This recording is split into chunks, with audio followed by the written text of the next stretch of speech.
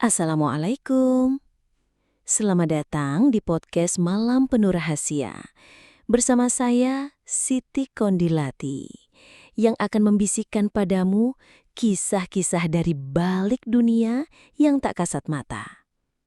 Malam ini, kita akan menguak tanda-tanda wanita yang memakai ilmu susuk.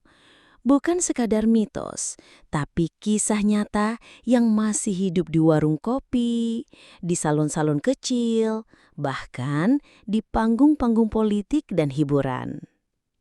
Ilmu susuk adalah salah satu ajian pemikat yang paling tua di Nusantara. Konon, susuk ditanamkan di tubuh seseorang, biasanya melalui ritual gaib. Bisa berupa jarum emas, berlian halus, bahkan logam gaib yang tak tampak oleh mata biasa. Tapi, apakah susuk itu nyata? Dan bagaimana kita tahu seseorang memakainya?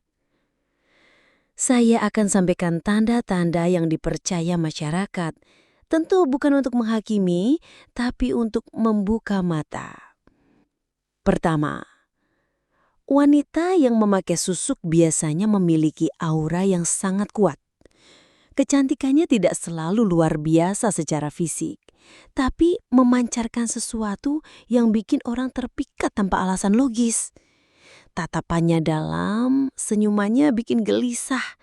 Orang-orang bilang cantiknya beda, bikin susah lupa. Kedua, ia seringkali disukai banyak pria tanpa usaha keras.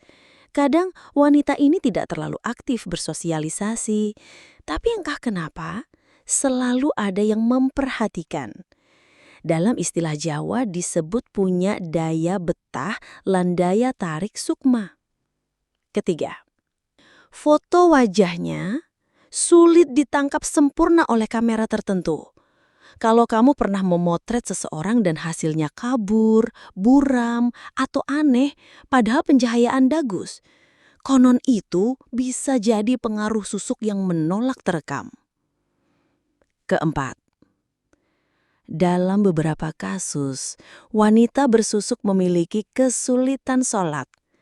Bukan karena tidak mau, tapi karena susuknya bereaksi saat terkena air wudhu atau bacaan ayat suci. Ada yang merasa pusing, ada yang mendadak cemas atau menangis saat dengar azan. Tentu tidak semuanya seperti itu, tapi ini sering diceritakan oleh mantan pengguna susuk. Jangan buka rahasia. Kelima, wanita bersusuk terkadang memiliki pantangan.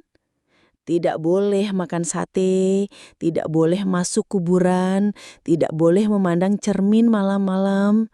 Jika dilanggar, susuknya bisa lepas atau malah membuat wajahnya terlihat berubah, menua atau mengerikan. Tapi, ilmu susuk juga ada tingkatannya. Ada susuk pemikat, ada susuk pengelaris, dan bahkan susuk kekebalan. Yang paling menyeramkan adalah susuk yang dipasang lewat perantara jin. Ini biasanya dilakukan oleh dukun-dukun kelas berat. Bukan sekadar menanam logam, tapi membuat perjanjian antara tubuh wanita itu dengan makhluk halus.